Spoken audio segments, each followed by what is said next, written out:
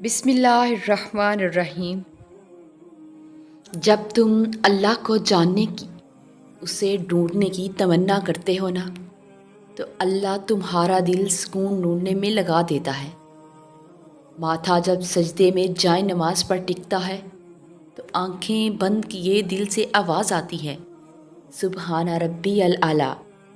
اور جب تمہیں اللہ کو کھوجنے کا رستہ نہیں ملتا، تب اللہ خود تمہارے سامنے آتا ہے، یقین بن کے، دل کا سکون بن کے، معجزہ بن کے، اور زندگی میں کوس و قزح بن کے۔ اللہ تعالیٰ تمہارے ساتھ ہے اور وہ ہمیشہ تمہارے ساتھ رہے گا۔ وسیلے وہاں سے نہیں بن سکے جہاں سے تم نے سوچ رکھا تھا، تو یقین رکھو کہ وسیلے اب وہاں سے بنیں گے جہاں سے کوئی بھی تصور نہیں کر سکتا۔ حضرت علی رضی اللہ تعالیٰ عنہ نے فرمایا، اگر تم اس وقت مسکرا سکتے ہو جب تم پوری طرح ٹوٹ چکے ہو، تو یقین جانو دنیا میں تمہیں کبھی کوئی نہیں توڑ سکتا۔ بے فکر ہو جاؤ، اللہ پاک مخلص دلوں کے ساتھ کبھی ناانصافی نہیں کرتا۔ کون کہتا ہے اللہ نظر نہیں آتا؟ ایک وہی نظر آتا ہے جب کوئی نظر نہیں آتا۔ زندگی میں ساتھ دینے والے اگر بے بس اور لاچار ہو جائیں تو انہیں سنبھالا جاتا ہے، تبدیل نہیں کیا جاتا۔ اور معجزے صبر مانگتے ہیں اور تقدیریں شکر کرنے والوں کی بدلی جاتی ہیں۔ اور تمہارے چاہنے سے کچھ نہیں ہوتا جب تک اللہ نہ چاہے۔ القرآن۔ دنیا میں سب سے زیادہ مطمئن وہ لوگ ہیں جو اپنے معاملات اللہ کے سپرد کر دیتے ہیں۔ صبر والے سکون میں رہتے ہیں کیونکہ انہیں معلوم ہوتا ہے کہ اللہ بہتر کرے گا۔ نصیب کیسا بھی ہو، نماز اور قرآن سے مدد لے کر اللہ سے جو مانگو ضرور ملتا ہے۔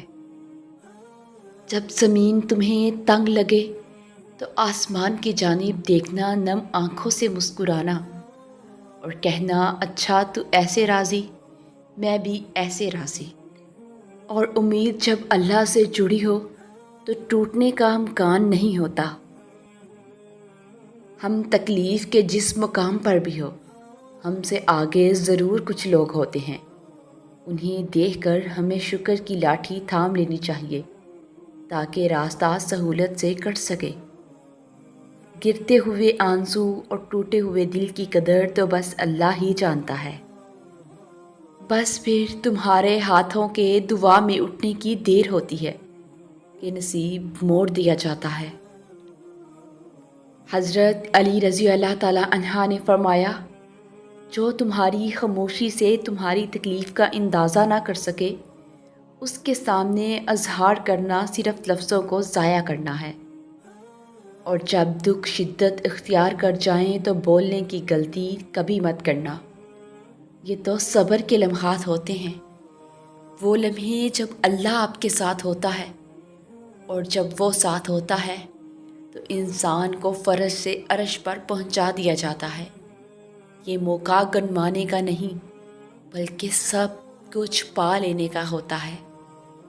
اور اللہ نے اپنے بندوں کے لیے ہیپی اینڈنگز ہی رکھی ہیں، دنیا میں بھی اور آخرت میں بھی۔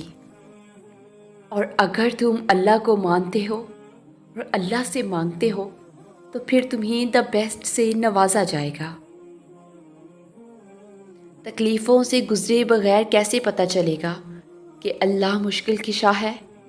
بن مانگے ہی سب مل جائے گا تو تمہیں اس بات پر کیسے یقین ہو پائے گا کہ تمہارا رب دعاؤں کا بہت سننے والا ہے؟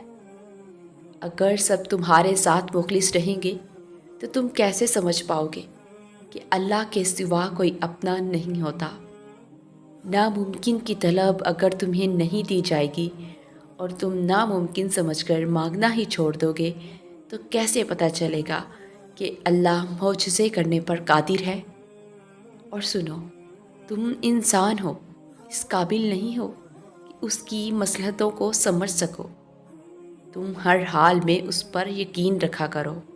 تمہارا رب وہی ہے جس نے سمندر کے بیچ سے موسیٰ علیہ السلام کے لیے راستہ نکالا تھا، ابراہیم علیہ السلام کو آگ پر اور یونس علیہ السلام کو مچھلی کے پیٹ میں محفوظ رکھا تھا۔ ہاں، تم ابراہیم علیہ السلام، موسیٰ علیہ السلام اور یونس علیہ السلام نہیں ہو، مگر تمہارا رب تو وہی ہے جو ان کا تھا۔